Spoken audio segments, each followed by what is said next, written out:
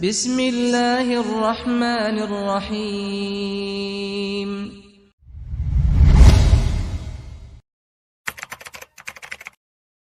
Bismillahirrahmanirrahim. Assalamualaikum warahmatullahi wabarakatuh. Innal hamdalillah nahmaduhu wa nasta'inuhu wa nastaghfiruh wa na'udzu billahi min shururi anfusina wa min sayyiati a'malina. May yahdihillahu fala mudilla lahu wa may yudlilhu fala hadiya lahu. Asyhadu an la ilaha illallah wahdahu la syarika lah wa asyhadu anna Muhammadan abduhu wa rasuluh.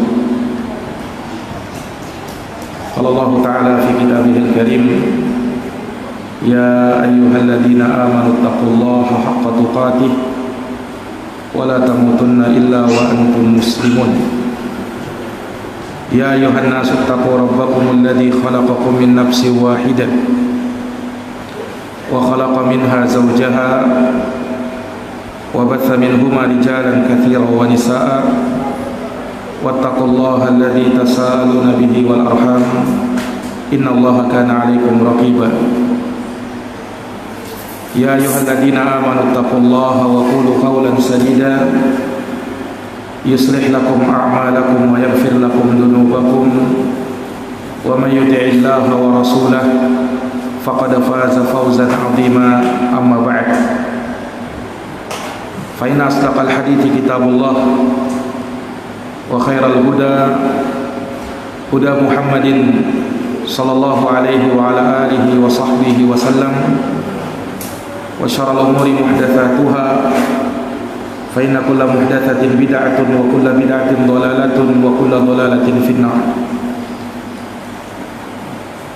Kaum muslimin dan muslimat, hadirin wal hadirat, bapak-bapak dan saudara-saudari sekalian, jamaah salat maghrib yang dirahmati dan dimuliakan oleh Allah. Alhamdulillah, kita bersyukur kepada Allah Subhanahu wa taala atas segala limpahan nikmat, karunia, keutamaan, kebaikan yang senantiasa dan terus-menerus Allah berikan dan limpahkan kepada kita, di mana di malam hari yang berbahagia ini Allah telah memberi taufik kepada kita untuk bisa menegakkan salat maghrib berjamaah. Maka ini dari hal yang patut untuk kita syukuri, di mana ketika kita melihat banyak dari kaum muslimin yang justru melalaikan ibadah salat, namun Allah Subhanahu wa taala memilih kita, menggerakkan hati kita untuk bisa mendatangi masjid yang mulia ini untuk memperhambakan diri kepada Allah Subhanahu wa taala. Maka kesyukuran yang besar pula kita berikan kepada Allah Subhanahu wa taala atas segala kemudahan yang Allah berikan kepada kita untuk bisa menjalankan ketaatan kepadanya. Fala haula wala quwata illa billah. Tidak ada daya dan kekuatan kecuali hanya milik dari Allah Subhanahu wa taala. Salawat dan salam kita haturkan kepada junjungan kita, qudwah kita, uswah kita, auladan kita, Nabi besar Muhammad sallallahu alaihi wasallam, kepada keluarganya, para sahabatnya, serta orang-orang yang senantiasa meniti jalannya sampai hari kiamat. Sebagaimana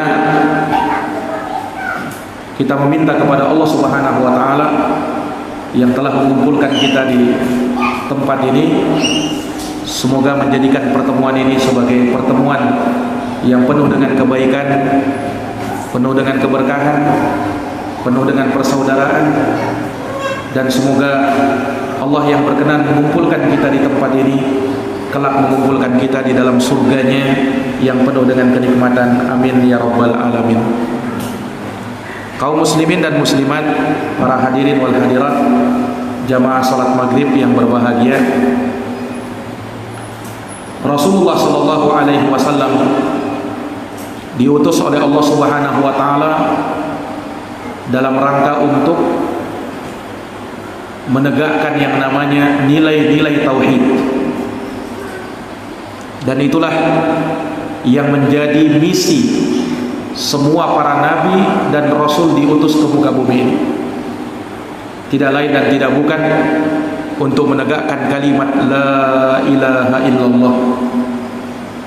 Allah Subhanahu wa taala berfirman di dalam Al-Qur'an, "Wa laqad ba'atsna fi kulli ummatir rasula an i'budullaha wajtanibut taghut." Dan sungguh kami telah mengutus pada setiap umat seorang rasul. Apa misinya? An i'budullaha, sembahlah Allah Subhanahu wa taala saja. Wajtanibut taghut, dan jauhi semua yang disembah, yang dibesarkan, yang diagungkan selain Allah Subhanahu wa taala. Maka inilah yang menjadi misi utama para nabi dan para rasul diutus ke muka bumi ini. Menegakkan tauhid, peribadatan hanya kepada Allah Subhanahu wa taala. Bagaimana tidak? Inilah maksud, inilah tujuan, inilah hikmah Allah menciptakan kita. Dalam ayat yang telah kita kenal bersama, Allah Subhanahu wa taala berfirman, "Wa ma khalaqtul jinna wal insa illa liya'budun." Tidaklah kuciptakan jin dan manusia kecuali untuk beribadah kepadaku, kecuali untuk memperhambakan diri kepadaku. Maka sadarilah maksud ini, pahamilah tujuan ini. Tidak ada Allah Subhanahu wa taala ciptakan jin dan manusia kecuali untuk beribadah kepadanya. Dan yang namanya ibadah tidak bisa dinamakan ibadah tanpa tauhid, mengesahkan Allah dalam ibadah itu, di mana kita beribadah hanya kepada Allah dan tidak kepada selain Allah Subhanahu wa taala. Maka itu perkara ini menjadi pondasi agama, menjadi dasar agama, menjadi pokok agama yang lebih penting dan harus didahulukan sebelum kita sholat, sebelum kita zakat, sebelum kita puasa, sebelum kita haji, bahkan sebelum yang lainnya. Maka yang pertama ini harus mantap, harus kokoh dia, harus betul-betul tertanam dia di dalam hati ini. Maka daripada itu Allah menjadikan rukun Islam yang pertama adalah syahadat la ilaha illallah Muhammadar Rasulullah. Tidak ada Tuhan yang patut disembah kecuali hanya Allah Subhanahu wa taala semata, dan bahwa Muhammad adalah hamba dan utusan Allah. Ini para jamaah sekalian yang dirahmati dan dimuliakan oleh Allah. Maka ketika kita paham ini, maka tauhid ini adalah yang pertama dan utama. Tauhid adalah seruan yang pertama dan utama, dan perintah pertama memang disebut di dalam Al-Quran adalah perintah untuk bertauhid, perintah untuk beribadah kepada Allah semata dan tidak menyekutukannya dengan sesuatu apapun.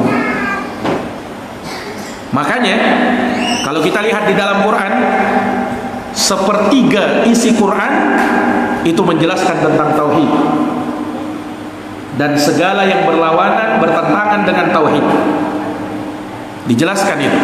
Sepertiga Quran, sepertiga yang lainnya adalah berisi ahkam, hukum-hukum syariat, dan sepertiga sisanya berisi tentang kisah-kisah yang diberitakan oleh Allah dalam Quran. Nah, dari sini menunjukkan betapa Quran memperhatikan sisi ini. Bagaimana tauhid itu? Dan bagaimana lawan dari tauhid itu? Yaitu kesyirikan kepada Allah. Sebagai dosa yang paling besar, yang tidak ada dosa melebihi kesyirikan. Makanya Allah Subhanahu wa taala berfirman, "Innasyirka la dzulmun 'adzim." Sesungguhnya kesyirikan adalah kezoliman yang paling besar. Nabi pernah bersabda, "Ala ukhbirukum bi akbaril kabair?" Inginkah aku kabarkan kepada kalian apa itu dosa-dosa paling besar? Nabi sebut dosa-dosa yang paling besar. Yang pertama Nabi sebut asyirku billah, perbuatan menyekutukan Allah Subhanahu wa taala. Ini dosa yang paling besar. Wa may yusyrik billah faqad iftara itsman 'azima. Barang siapa yang syirik kepada Allah, maka sungguh dia telah mengadakan dosa yang paling besar. Dosa yang membinasakan, dosa yang menghancurkan pelakunya dunia dan akhirat. Rasulullah sallallahu alaihi wasallam pernah menyebutkan, ijtanibu as-sab'al mubiqat, jauhi oleh kalian 7 dosa yang membinasakan. Nabi sebut 7 dosa itu. Dan yang pertama Nabi sebut asyirku billah, lagi-lagi kesyirikan kepada Allah Subhanahu wa taala. Ini dosa yang tidak ada ampunnya. Kalau masih dosa di bawah syirik, Allah masih maafkan, Allah masih ampuni, apapun itu. Tapi jangan syirik. Kalau syirik, ayat Quran Allah Subhanahu wa taala berfirman, "Innallaha la yaghfiru an yushraka bih wa yaghfiru ma duna dzalika liman yasha." Sesungguhnya Allah tidak mengampuni dosa kesyirikan, dan Allah mengampuni dosa di bawah dari kesyirikan itu bagi siapa yang Allah kehendaki. Tapi kalau syirik tidak ada ampun. Karena syirik ini adalah kemaksiatan terbesar yang Allah dimaksiati di dalamnya. Inilah yang Allah Subhanahu wa taala sampai mengancam nabinya.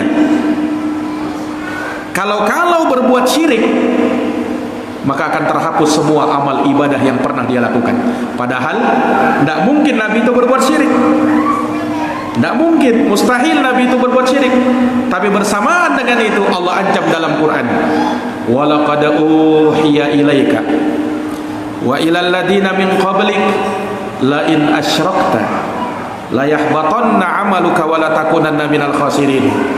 Sungguh telah diwahyukan kepada engkau wahai Muhammad dan kepada nabi-nabi sebelum engkau, andaikan engkau berbuat syirik, niscaya akan terhapus semua amal yang kau telah kerjakan dan engkau termasuk dari orang-orang yang merugi.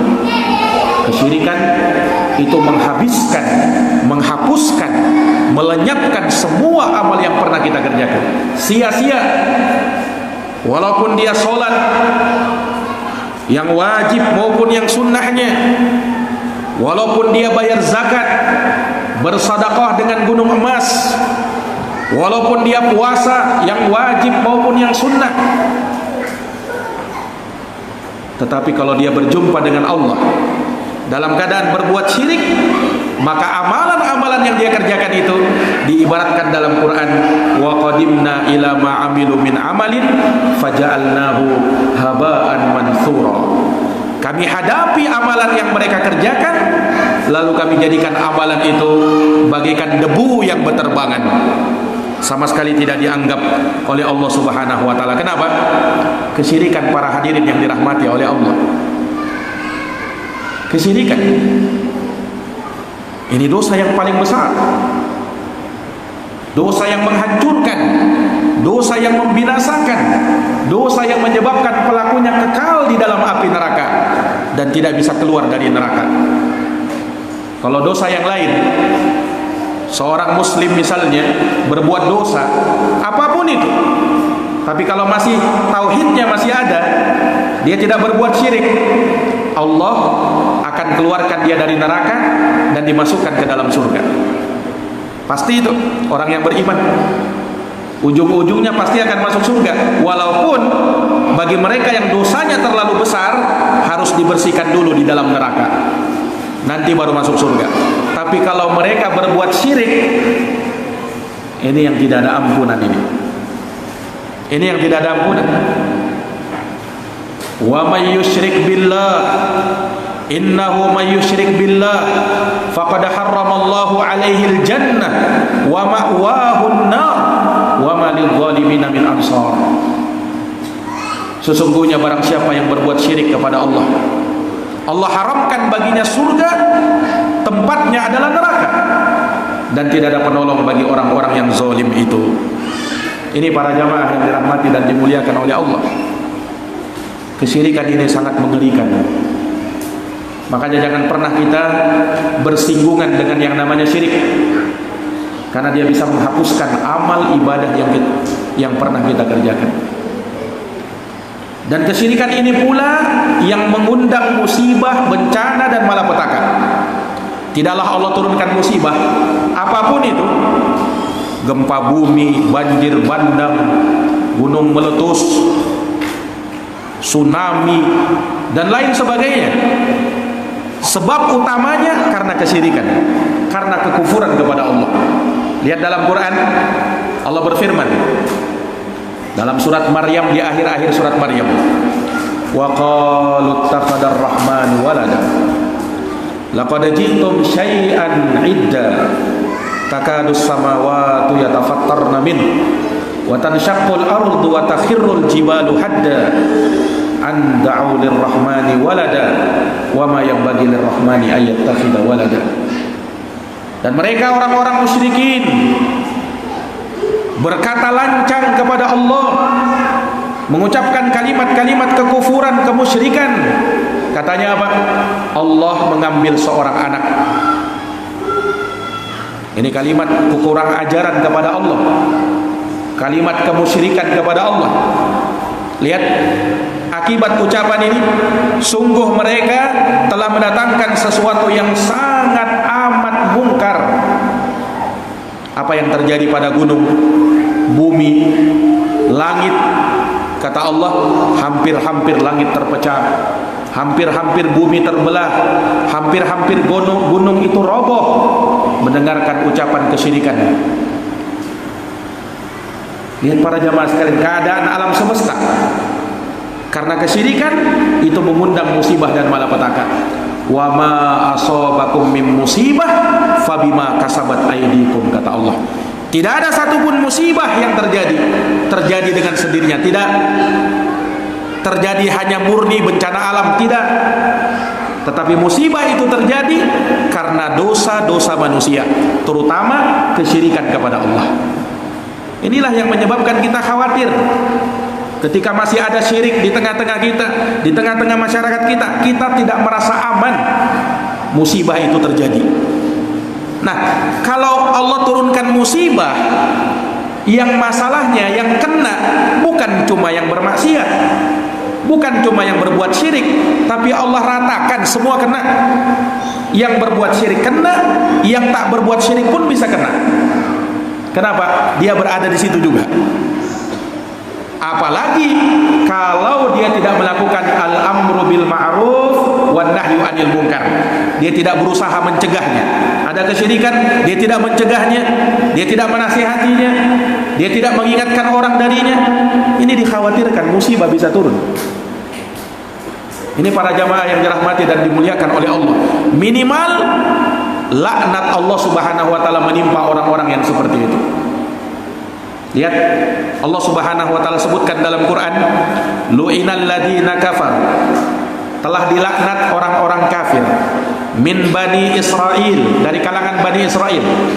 Laknatnya diterima dari lisan Nabi Daud dan Isa putra Maryam. Kenapa mereka dilaknat? Dzalika bima asau wa kanu ya'tadun. Mereka itu suka bermaksiat dan suka melampaui batas. Kemudian kanu la yatanahawna am munkarin fa'alu. Mereka itu, kata Allah, tidak saling mencegah adanya kemungkaran yang terjadi. Ada kemungkaran, dia diamkan aja. Biar aja lah, itu urusannya dia, bukan urusan saya. Dia mau berbuat apa saja, mau syirik, mau berbuat maksiat, terserah. Yang penting saya tidak lakukan. Ini salah. Yang namanya kemungkaran kita larang, yang namanya kemungkaran kita cegah, yang namanya kemungkaran kita nasihati, supaya jangan sampai ketika Allah turunkan musibah kita pun kena juga di dalamnya. Kenapa? Kita tidak mencegah kemungkaran itu. Nah, ini para jamaah yang dirahmati dan dimuliakan oleh Allah. Maka sekali lagi, kesyirikan kepada Allah inilah yang mengundang musibah dan malapetaka. Nauzubillahi min dzalik. Maka kita murnikan ibadah kita hanya kepada Allah. Kita murnikan tawakal kita hanya kepada Allah. Harapan kita, bergantungnya kita hanya kepada Allah Subhanahu wa taala. Makanya tawakal ini harus dipermantap. Allah berfirman apa? Wa 'alallahi fatawakkalu in kuntum mu'minin. Dan hanya kepada Allah kalian bertawakal jika kalian adalah orang-orang yang beriman. Tawakal itu apa artinya? Berserah diri kepada Allah, menggantungkan segala urusan, harapan kepada Allah. Dia tempuh sebab-sebab, kemudian setelah dia dapat, dia yakin bahwasanya kemudahan itu datangnya dari Allah Subhanahu wa taala. Apa yang sekarang dia terima dari kemanfaatan itu datangnya dari Allah Subhanahu wa taala. Apa yang dia lihat tercegahnya kemudaratan, mara bahaya, itu di tangan Allah Subhanahu wa taala, bukan di tangan makhluk. Bukan di tangan makhluk. Kemudaratan, kemanfaatan yang bisa menarik manfaat, menolak mudarat, cuman Allah Subhanahu wa taala, yang lainnya tidak punya hak untuk itu. Harus kita yakini. Kapan kita meyakini bahwa ada kemanfaatan, ada kemudaratan yang bisa mendatangkannya selain Allah, maka disinilah kita telah menyekutukan Allah Subhanahu wa taala dalam hal tersebut. Kenapa jamaah sekalian? Karena kemanfaatan dan kemudaratan itu di tangan Allah Subhanahu wa taala. Dengarkan firman Allah. Allah berfirman dalam surat Yunus ayat 157, ayat 107. Allah berfirman, wa iyamsaskallahu bidurrin fala kashifa lahu illa hu wa iyuridka bi khairin fala radda li fadlih yusibu bihi man yasha'u min ibadihi wa huwal ghafurur rahim. Allah Subhanahu wa taala berfirman, dan jikalau Allah Subhanahu wa taala menimpakan kepada dirimu suatu kemudaratan, suatu mara bahaya, maka apa? Fala kashifa lahu illa hu. Tidak ada yang mampu menyingkap kemudaratan itu, tidak ada yang mampu menghilangkan mara bahaya itu kecuali hanya Allah semata. Lihat ini. Tidak ada yang sanggup menyingkapnya kecuali hanya Allah. Wa iyuridka bi khairin, dan jika Allah menginginkan kebaikan pada dirimu, kemanfaatan, fala radda li fadlih, maka tidak ada yang bisa menolak karunia yang Allah telah berikan itu. Yusibu bihi man yasha, Allah berikan kebaikan itu kepada siapa yang Allah kehendaki, min ibadih, dari kalangan hamba-hambanya. Dan Allah juga akan berikan kemudaratan kepada siapa yang Allah kehendaki dari hamba-hambanya. Wa huwal ghafurur rahim, dan Allah itu Maha Pengampun lagi Maha Penyayang. Para jamaah sekalian, ini ayat menunjukkan bahwasanya Allah itu yang Maha berkuasa untuk mendatangkan manfaat dan untuk mendatangkan mudarat. Allah yang Maha berkuasa untuk menolak manfaat dan untuk menolak mudarat itu. Itu di tangan Allah. Maka konsekuensi dari semua ini, hanya Allah tempat kita bersandar. Hanya Allah tempat kita bergantung. Hanya Allah tempat kita menuju harapan kita, doa kita. Kita kita gantungkan hanya kepada Allah Subhanahu wa taala, tidak kepada selain Allah Subhanahu wa taala. Sebab yang mampu menarik manfaat, yang mampu menolak mudarat hanya Allah, tidak selain Allah Subhanahu wa taala. Ini konsekuensi dari ayat ini. Iya. Sehingga jamaah sekalian, kita wajib mengesahkan Allah Subhanahu wa taala bukan hanya dalam rububiyahnya, tapi juga dalam uluhiyahnya. Ketika kita yakin Allah satu-satunya pencipta, Allah satu-satunya pengatur alam semesta, Allah satu-satunya yang menguasai alam ini, Allah satu-satunya yang menghidupkan dan mematikan, Allah satu-satunya yang mendatangkan manfaat dan menolak mudarat, maka konsekuensi dari itu semua, serahkan ibadahmu hanya kepada Allah, gantungkan harapanmu hanya kepada Allah, jangan kepada jimat, jangan kepada yang dibesarkan dan dikeramatkan selain Allah Subhanahu wa taala. Gantungkan hanya kepada Allah Subhanahu wa taala. Harapan kita, keinginan kita kepada Allah Subhanahu wa taala semata. Ini para jamaah yang dirahmati dan dimuliakan oleh Allah. Kemudian dari sini juga batilnya sesembahan-sesembahan selain Allah, yang diagungkan, dibesarkan selain Allah. Kenapa? Mereka tidak mampu mendatangkan manfaat dan mudarat. Mereka tidak mampu mencegah datangnya mudarat itu kepada diri mereka. Mereka tidak bisa berbuat apa-apa ketika dilakukan kepadanya sesuatu. Mereka tidak mampu untuk menolak hal tersebut dari dirinya. Nah, ini para jamaah yang dirahmati dan dimuliakan oleh Allah Subhanahu wa taala. Makanya Allah berfirman menyebutkan tentang sesembahan-sesembahan orang musyrikin di masa jahiliyah dulu. Allah berfirman, "Wa ya'buduna min dunillah ma la yadurru wa la yanfa'u wa yaqulun haula'i syufa'auna indallah."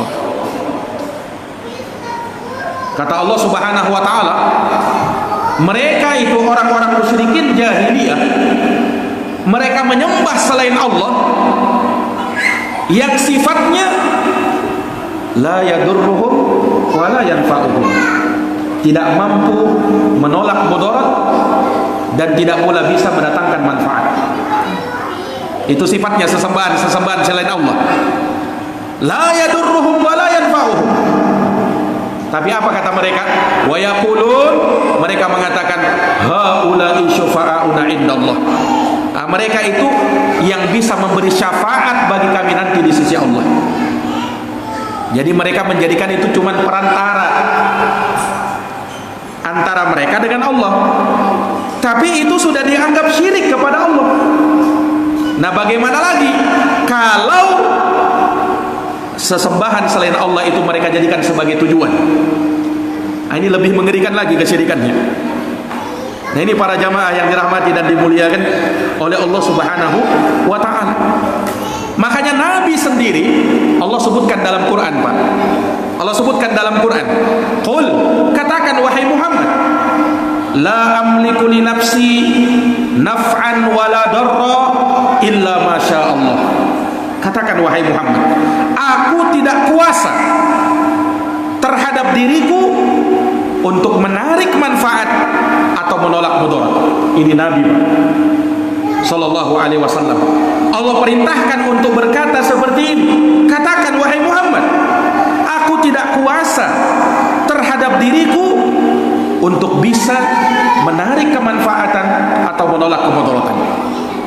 Walau kuntu a'lamul ghaib, andaikan aku tahu perkara gaib, lastaksartu minal khair, niscaya aku akan mendatangkan, melakukan amal kebaikan, wa ma masaniya minassu, dan aku tidak akan ditimpa kejelekan. Ini perintah Allah kepada Nabi SAW untuk menyatakan hal yang seperti ini. Tidak ada manfaat dan mudarat kecuali di tangan Allah Subhanahu wa ta'ala, bukan di tangan makhluk, tapi di tangannya Allah. Maka mintalah kepada Allah, berharaplah hanya kepada Allah, tidak kepada selain Allah Subhanahu wa ta'ala. Inilah pelajaran tauhid yang ditanamkan oleh Nabi kepada umatnya, wabil khusus kepada para sahabatnya. Lihat Pak, ini betul-betul nilai-nilai tauhid ini tertanam pada diri sahabat. Pernah diceritakan Khalifah Umar bin Khattab radhiyallahu anhu. Khalifah Umar bin Khattab ketika haji atau umrah, beliau mencium Hajar Aswad, batu yang mulia itu. Beliau cium Hajar Aswad. Tapi Umar bin Khattab kemudian berkata-kata seakan-akan beliau berbicara dengan Hajar Aswad itu. Apa kata Umar? Ama wallahi, ketahuilah demi Allah, inni la'alamu annaka hajarun, sungguh aku benar-benar tahu kamu ini Hajar Aswad, kamu ini cuman sebongkah batu saja. Kata Umar, Pak, kamu ini cuman sebongkah batu, la tadurru wa la tanfa', kamu tidak bisa menolak mudarat dan kamu tidak bisa menarik manfaat. Kata Umar, walaula anni ra'aitu Rasulullah sallallahu alaihi wasallam yuqabbiluka ma qabbaltuka, andaikan aku tidak melihat Rasulullah mencium kamu, aku tidak akan mau mencium kamu. Kata Umar ini. Apa yang kita dapatkan, pelajaran apa yang kita dapatkan di sini? Ini Hajar Aswad. Dan Umar kita tahu kemuliaan beliau, pahamnya beliau terhadap agama ini. Hajar Aswad itu disebutkan dalam hadis, itu batu dari surga. Dulunya Pak, Hajar Aswad itu berwarna putih. Karena dosa manusia jadi hitam dia. Itu Hajar Aswad. Tidak ada batu di dunia ini, tidak ada batu di dunia ini yang kita beribadah kepada Allah dengan menciumnya kecuali hanya Hajar Aswad. Tidak ada batu di dunia ini yang kita beribadah kepada Allah dengan menciumnya kecuali cuma Hajar Aswad. Kita cium untuk beribadah kepada Allah Subhanahu wa taala. Bukan artinya menyembah Hajar Aswad. Jadi kalau ada orang yang pergi haji mau sembah-sembah Hajar Aswad, mau sembah-sembah Ka'bah, dia telah berbuat syirik kepada Allah. Makanya diingkari ketika ada orang yang mengatakan wal Ka'bati, demi Ka'bah. Ka'bah itu kan kiblatnya kaum muslimin, mulia dia, hati kita tertuju kepadanya. Tetapi bersamaan dengan itu dilarang kalau ada orang yang bersumpah demi Ka'bah. Kalau mau bersumpah harus dengan nama Allah, demi Allah, jangan dengan demi Ka'bah. Ka'bah itu cuma makhluk Allah. Kita mau bersumpah, bersumpah dengan nama Allah, bukan dengan selain Allah Subhanahu wa taala. Makanya kata Nabi, "Wa man kana halifan falyahlib billah aw liyasmut." Siapa yang bersumpah, maka bersumpah dengan nama Allah atau diam. Jangan bersumpah dengan nama selain Allah.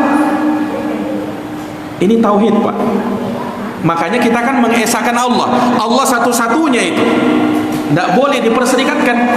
Tidak kepada malaikat, tidak kepada nabi, tidak kepada orang soleh, tidak kepada nenek moyang, dan seterusnya.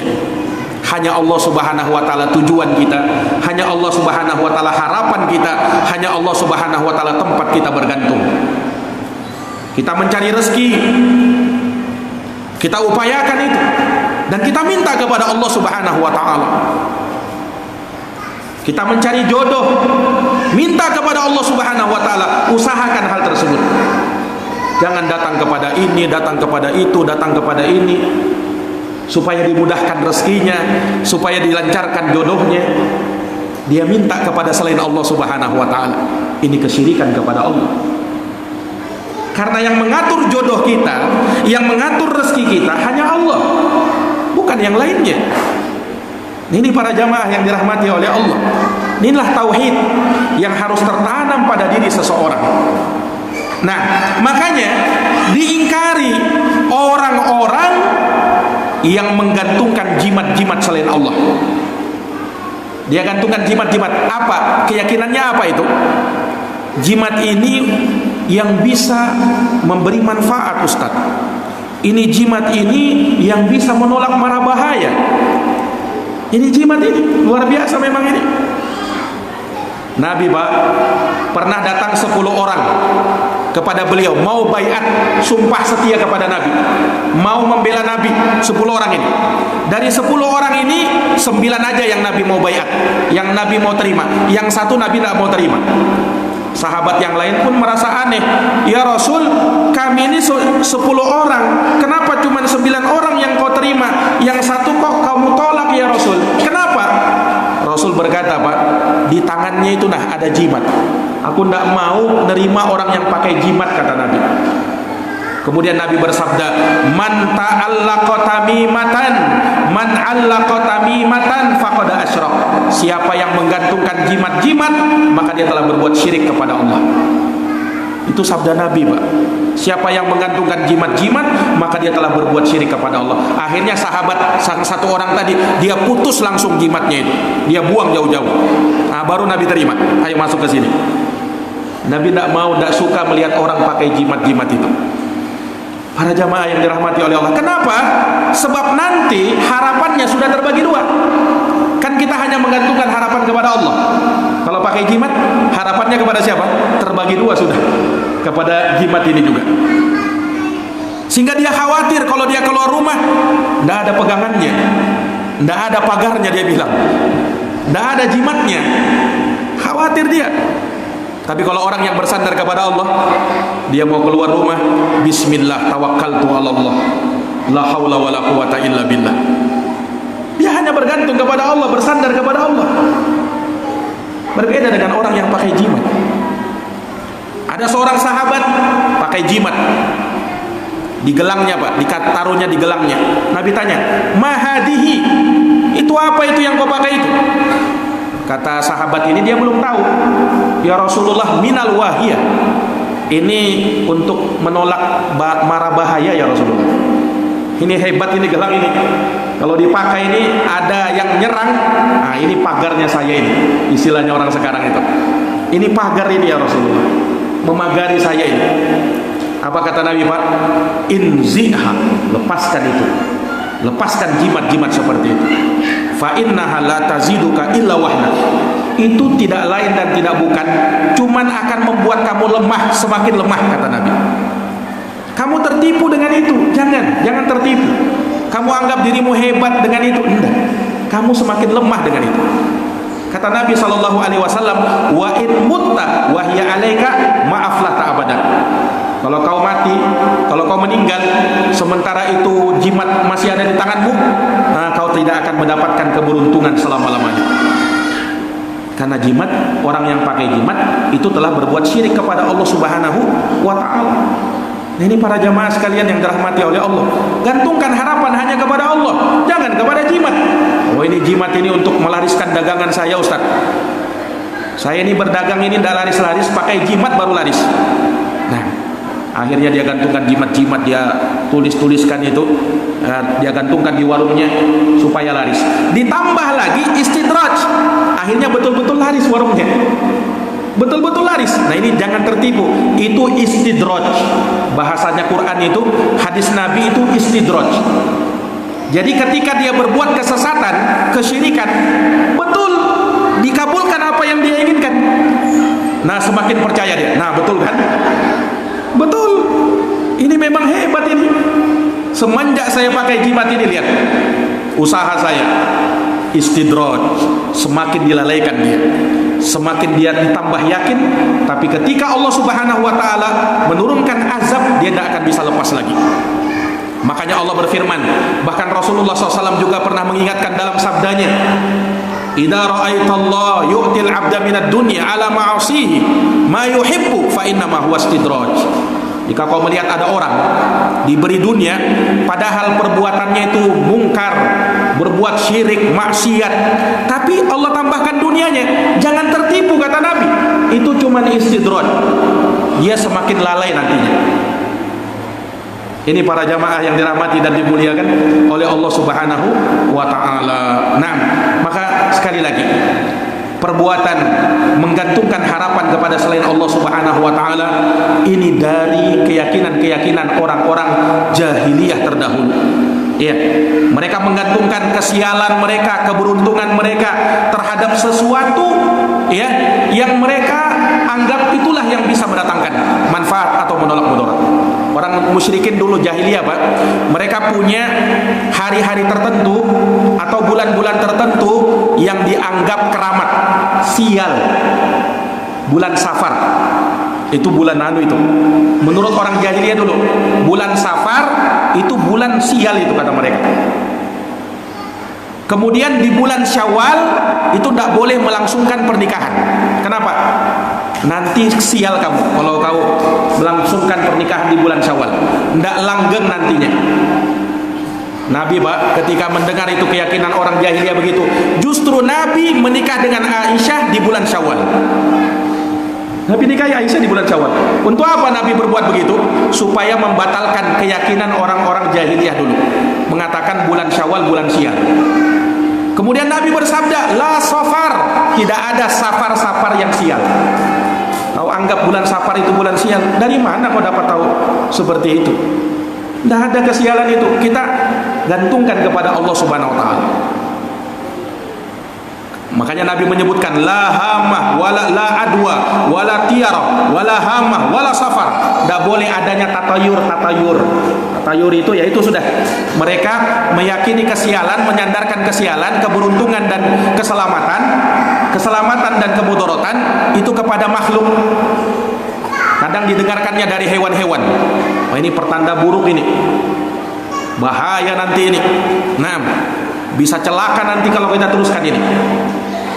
Mereka beranggapan begitu. Akhirnya mereka mengundurkan diri, tidak jadi melakukan safar. Kenapa? Khawatir bahaya. Ada tanda-tandanya sudah. Ada sebagian orang menghitung-hitung hari. Nah, ini kayaknya nih kalau kita lihat hari yang bagus yang mana? Ramalan. Itu kan sama itu. Karena dia menganggap bahwa beruntung tidaknya, selamat tidaknya, bahaya tidaknya dengan hari tertentu, bulan tertentu. Tidak ada di dalam Islam yang seperti itu, keyakinan-keyakinan begitu. Dibatilkan oleh Nabi. Itu cuma khurafat yang tidak ada asal usulnya. Diyakini, tetapi apa? Bertentangan dengan agama. Nah, ini para jamaah yang dirahmati dan dimuliakan oleh Allah Subhanahu wa taala. Iya. Makanya apa yang tersebar di masyarakat kita terkadang meyakini ini dan meyakini itu, tidak boleh ini, tidak boleh itu. Nah, tidak boleh katanya beli garam malam-malam. Bahaya itu. Tidak boleh beli jarum malam-malam. Nah, atau keyakinan-keyakinan semisal itu. Ini dari mana asal usulnya ini? Nah, kalau dulu Pak orang jahiliyah, mereka dengarkan burung. Jadi kalau mereka mau jalan itu mereka terbangkan burung dulu. Nah, makanya tatayur namanya. Jadi burung itu diterbangkan. Kalau mereka mau jalan ini, kalau terbangnya ke kanan, oh tanda baik ini. Ayo kita jalan aja. Tanda baik. Kalau burungnya ternyata terbang ke kiri, oh tanda buruk. Harus kita tunda dulu perjalanan. Kalau burungnya terbang lurus, diulang lagi. Sampai sampai pasti ini betul-betul ini yang mana yang baik dan buruk ini. Itu orang-orang jahiliyah dulu, Pak. Seperti itu mereka, keyakinan mereka. Maka jangan sampai kita mengikuti keyakinan orang jahiliyah dulu. Kita punya Allah. Hanya Allah Subhanahu wa taala tempat kita bergantung. Nah, Allah yang memberikan kepada kita manfaat, mencegah mudarat itu. Makanya banyak-banyak berdoa dan bermohon kepada Allah Subhanahu wa taala. Gantungkan harapan kepada Allah, jangan kepada selain Allah Subhanahu wa taala. Rezeki kita, jodoh kita, apapun itu kepada Allah, jangan kepada selain Allah Subhanahu wa taala. Nah, apalagi sampai membuat sesuatu sebagai bentuk persembahan. Ini saya persembahkan ini untuk ruh-ruh yang gentayangan ini. Nah, ini dari mana keyakinan-keyakinan semacam ini? Ini yang dibatalkan oleh Nabi Sallallahu Alaihi Wasallam. Iya. Ini para jamaah yang dirahmati dan dimuliakan oleh Allah. Maka sekali lagi, ya, Rasulullah Sallallahu Alaihi Wasallam diutus oleh Allah Subhanahu Wa Taala untuk memperkuat, mengokohkan, meneguhkan tauhid seseorang dan memberantas dari yang namanya kesyirikan. Kesyirikan harus kita usir jauh-jauh dalam hidup kita, dalam diri kita, kalau kita menginginkan keselamatan dunia akhirat. Kalau mau selamat dunia akhirat, maka tauhid itu yang harus tertanam dalam diri kita. Syirik harus kita buang-buang dari dari dalam diri kita. Keyakinan-keyakinan yang tidak ada asal usulnya, keyakinan yang menyimpang, naam, yang dikeramatkan, yang dibesarkan selain Allah Subhanahu wa taala, diyakini bahwa ini dan itu bisa mendatangkan manfaat dan mudarat, hilangkan dari dalam diri kita. Naam, kemudian dengan itulah hidup kita akan menjadi tenang, insyaallah. Hidup kita akan menjadi tenang, tidak ada was-was dalam hati, tenang, tentram, ya, enak di dalam hati. Kenapa? Karena kita punya Allah, zat yang maha kuasa, zat yang mengatur alam semesta, menciptakan alam semesta. Ini para jamaah yang dirahmati dan dimuliakan oleh Allah. Jazakumullah khairan atas perhatiannya. Mohon maaf atas segala kekurangannya. Mungkin ini yang bisa kami sampaikan sebagai nasihat bagi diri kami, nasihat bagi seluruh para jamaah yang dirahmati dan dimuliakan oleh Allah. Dan kita bermohon kepada Allah Subhanahu wa taala, semoga kita dijadikan sebagai hamba-hamba Allah yang bertauhid, hamba-hamba Allah yang muwahhidin, dijauhkan dari kesyirikan kepada Allah, dan semoga Allah Subhanahu wa taala menjadikan kita bisa istiqomah berada di atas agama ini sampai akhir hayat kita, sampai ajal menjemput kita, dan kita ditutup oleh Allah dengan husnul khotimah, penutupan yang baik, dan dijauhkan dari yang namanya su'ul khotimah, penutupan yang buruk. Jazakumullah khairan atas perhatiannya. Mohon maaf atas segala kekurangannya. Subhanakallahumma wa bihamdik, asyhadu an la ilaha illa anta, astaghfiruka wa atubu ilaik. Subhana rabbika rabbil izzati amma yasifun, wa salamun alal mursalin, walhamdulillahi rabbil alamin. Wassalamualaikum warahmatullahi wabarakatuh.